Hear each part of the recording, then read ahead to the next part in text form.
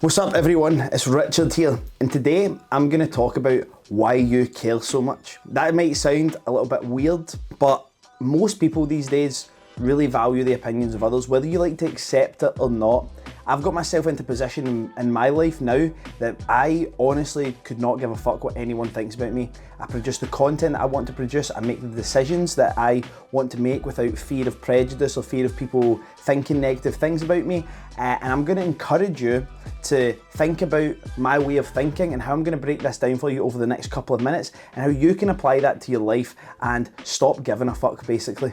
So there are many things that humans do that we have been pre-programmed to do since almost the dawn of time. Whether that be eating, drinking, procreating, fighting, hunting, all these different things. There's loads of things that humans naturally do still today, millions and millions and millions of years after, our species first started walking the earth. That we still do as modern humans living in a world that we're surrounded by media and music and television and all these things that were probably realistically never meant to exist. We take ourselves back, let's say 5 million years ago. It was very hard for humans, or whatever they were fucking called back then, right? Neanderthals and shit. It was very hard for them to have anything to truly be happy about. Life was often spent in fear, right?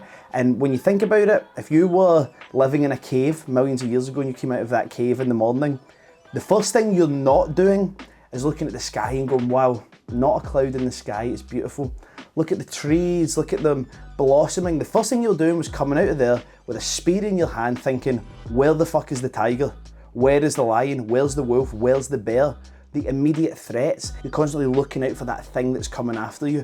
Who is here to kill me? Who is here to cause harm to me? Who is here to steal the things that I've worked for, the things that I've built? Now I'm sure you can understand the connection straight away from what I'm talking about. This is what humans still do to this day.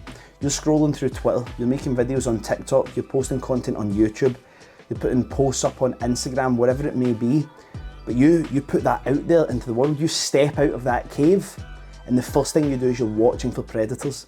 You're worried. Now we've only recently got to a point in the last few thousand years where humans, due to what we've built, have become the apex predator.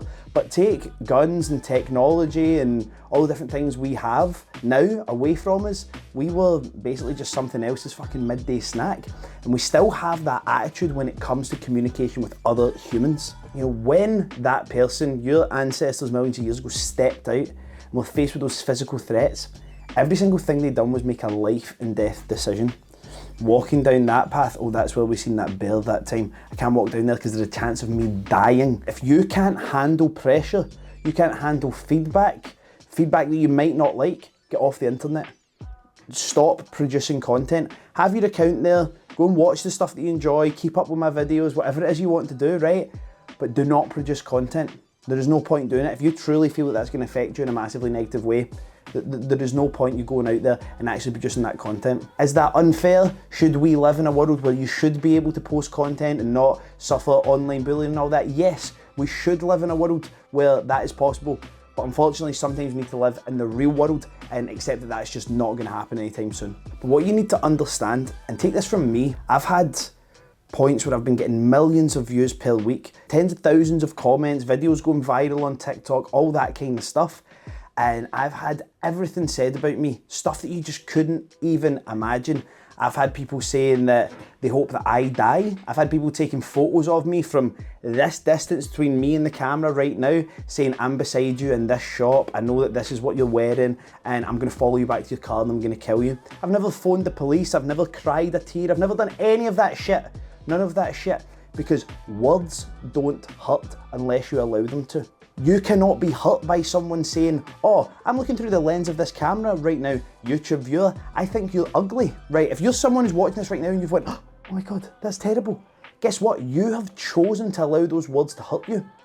And this is why, and people take the piss out of it sometimes, but this is why it's so important to actually work on what goes on inside of your mind. Yes, for some individuals that goes beyond just thinking positively about yourself, and you might be someone that suffers from depression, anxiety, PTSD. Thankfully, I'm very fortunate that I don't suffer from any of that stuff. I'm not going to say that I don't believe in it, but I just don't believe that I can be afflicted by it. I feel that the way I've built my mindset and the way that I think that stuff is never going to be part of my existence. So if you are someone having challenges with that kind of stuff, you probably need to speak to someone else alongside this kind of stuff. I'm not saying that thinking this way is going to solve your problem straight away, but understand that you are making a choice to allow those words to hurt you. The threats are not as high stakes anymore.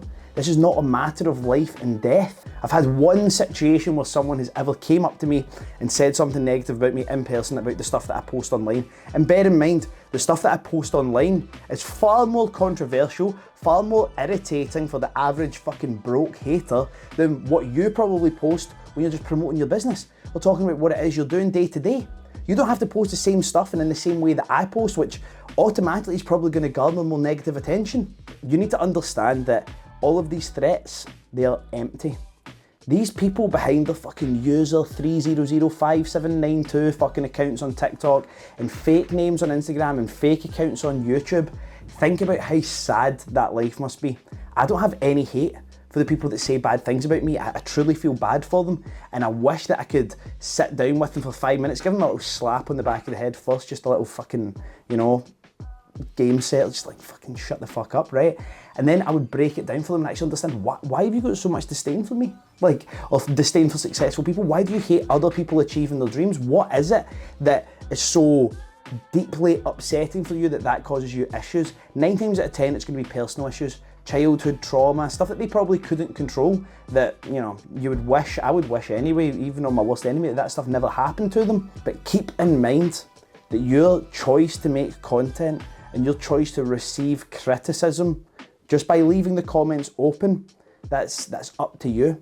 If people like Piers Morgan and Katie Hopkins and fucking Kanye West and all these people that are hyper controversial can go about their day-to-day lives with hundreds of millions of eyes on them every single day saying things far more controversial, I'm sure you promoting your first business or posting on your Instagram about what it is you're getting up to with your life, you can handle the pressure. Remember, pressure creates diamonds, but only if you allow it to. And what I mean by that is pressure of carbon can also create peat. Peat's a pretty good fuel, but it's nowhere near as cool. You want to be a diamond.